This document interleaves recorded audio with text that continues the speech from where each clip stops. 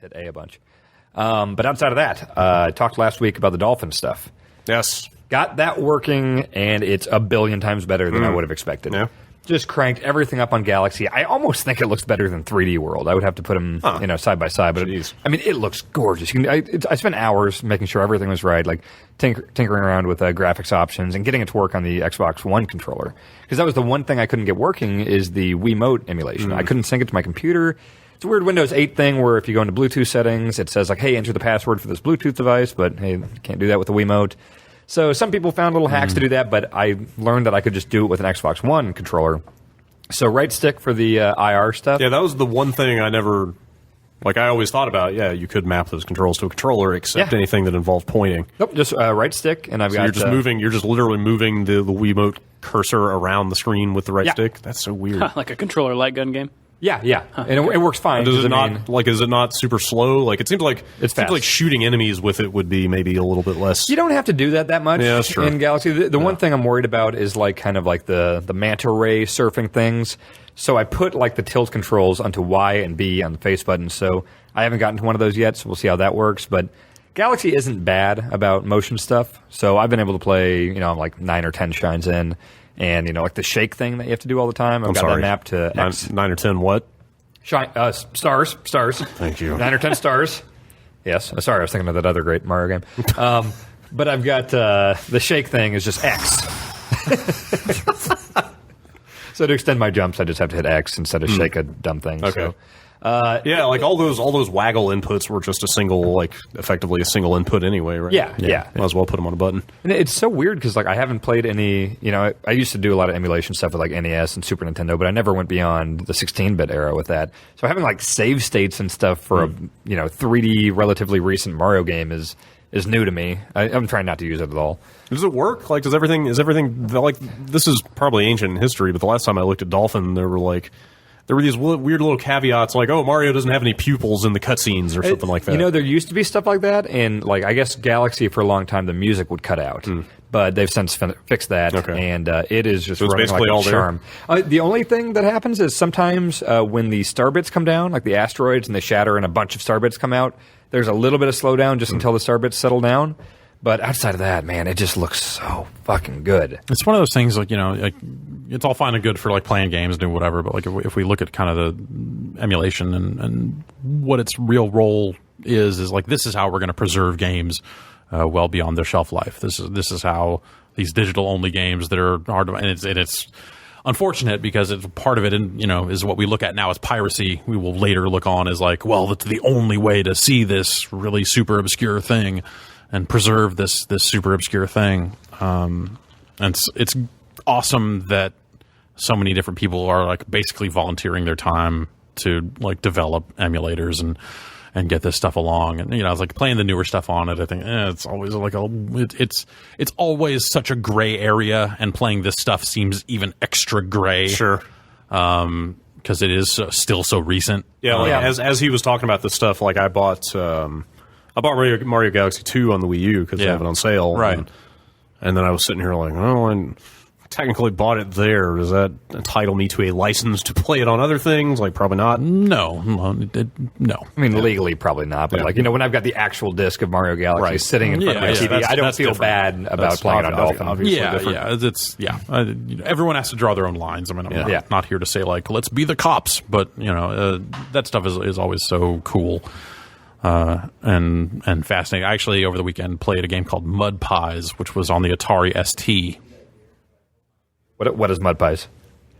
So it's a game in which you are a guy and there are a bunch of evil clowns attempting to get you, and you have to fling pies at them. Huh. Sounds familiar. Yeah. It's kind of a clone of Food Fight, which was a classic arcade game.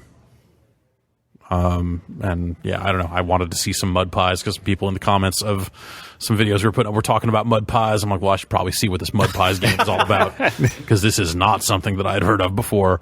And yeah, sure enough, that's a pretty decent Food Fight clone. But it's stuff like that would be totally lost to time. Yeah, because who the fuck cares about mud pies? That's not coming out on XBLA or right? anything. Yeah, right.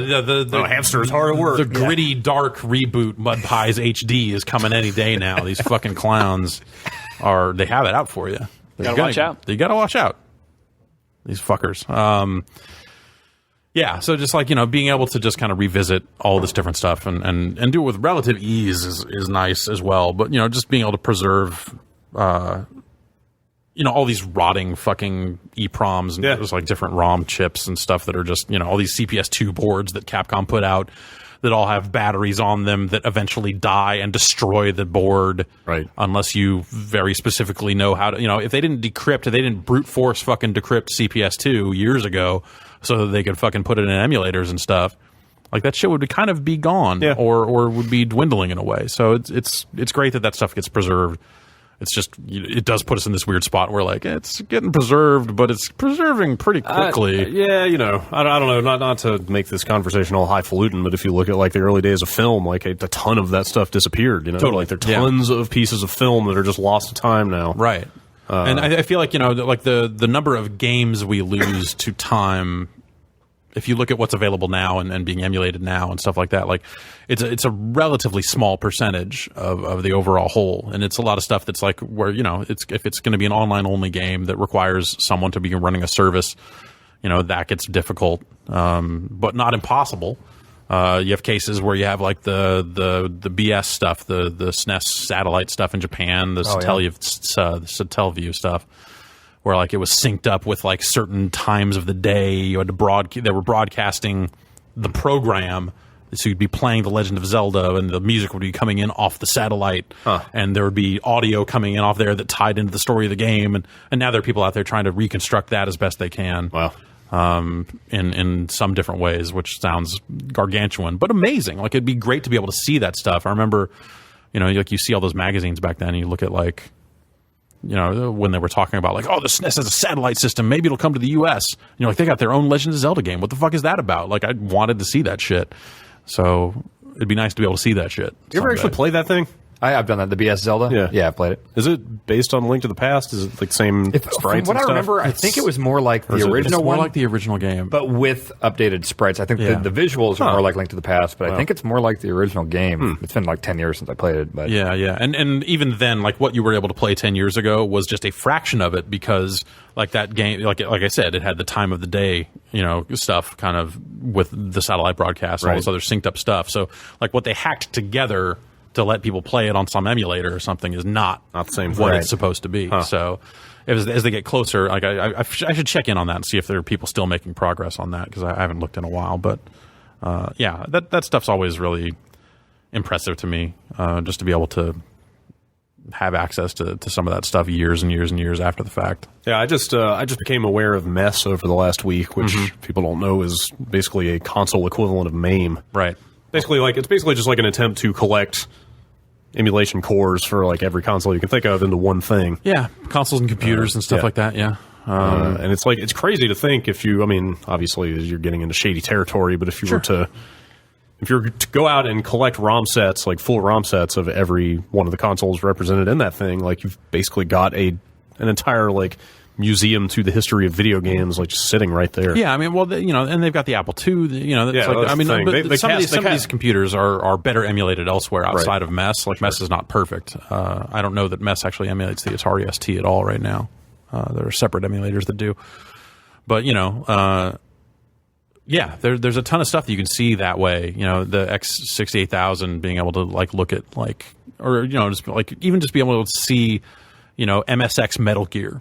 Right. Which I guess they did eventually sell. And that's the kind of the other catch with this stuff, is a lot of times companies raid their own back catalog and resell that stuff, and then it makes the emulation aspect of it feel even a little more gray, a little more, well, at that point it's not even gray. It's just, like there's nothing about it that's gray there.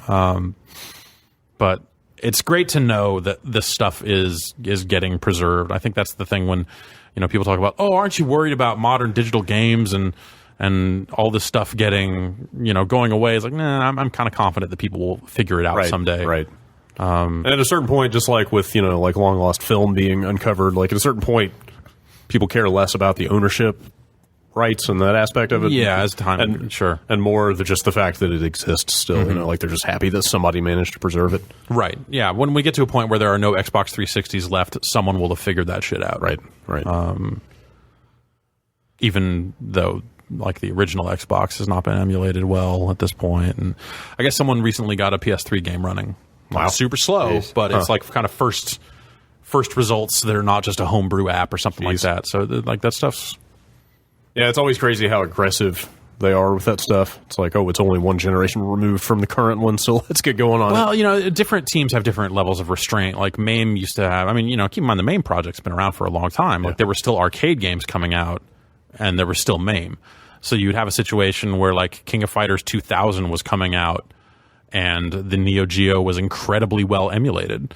So you had the situation where you could, since MAME is open source, people would go out there and compile their own versions that enabled these drivers for these recent games. So the MAME team would have to say like, okay, in the builds that we distribute, we are not going to include any game that is less than a year old, which is, everyone has to draw their own line, and that was the one that they drew. But you would always, it was actually probably like from the outside looking in, like the most tumultuous time for MAME because there was so much interest surrounding it purely from people that wanted to play new arcade games. And by and large, it seemed like the people that were working on MAME were like, fuck you, I'm trying to get Road Blasters to run right. I don't give a shit about your fucking pirate bullshit. Stop fucking using our thing. Go to the arcade. Yeah, basically. And there was a lot of stuff like that around CPS2 games when that was, like the fighting games and stuff like that definitely attracted a very different audience. Pokemon also, there's a lot of, you can get a lot of viruses by typing free Pokemon PC or whatever into a search engine these days. I'm sure. Don't know where that Pokemon has been. No, you do not.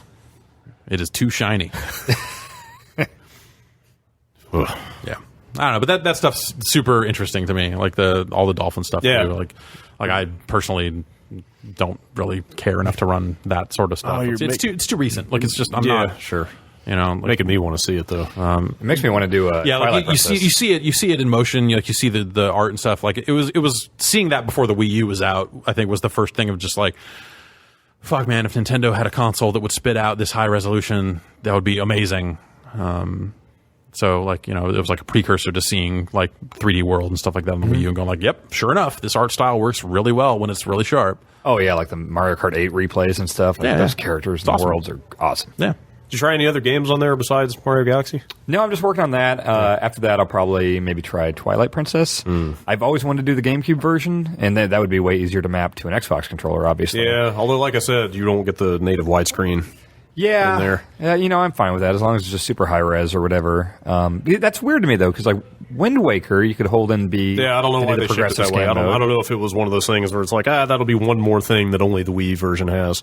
Yeah, I guess. Or I think they only shipped they shipped a pretty small number. It was a limited number, right? Yeah, they sell for a lot still. Yeah, if I remember right. Yeah, I want to say they only shipped a few thousand copies of that. Because it was also, the launch game for the Wii. I guess that's a gray area too. Because like I own it on Wii, right. But I want to play the GameCube. But I mean, what is there in that game that needs the Wii remote? I mean, the sword, right? But that's just a button, just like you're doing with Mario Galaxy. You can just map that to a button. Is there anything that's like a heavier use of that thing? The whole world is flipped on the GameCube one because they made him left-handed, he's right-handed in the Wii version, but he's traditionally left-handed, right? Is that what it is? Yeah, it's one of those things that huge Zelda fans, like, it's real serious to them, and it's like, Zelda's one of my favorites. Sonic's arms are not blue. Yeah. I don't give a shit what hand Link holds the sword in. I just want to play a Zelda game. Same. But yeah, I want to say that you could, like, aim the bow and hookshot and things like that with the IR. You should look into it. It might still be possible on a regular controller. Okay. Yeah, I mean, if it's 16:9, that would obviously be preferable. Interesting can of worms you've opened. Yeah, but man, it looks. I tweeted out some pictures. I mean, that's the thing, because I've played very little Galaxy and no Galaxy 2, so it's like if I were going to play them, I might as well play them in the ideal format, right? Yeah, it's real good. Yeah.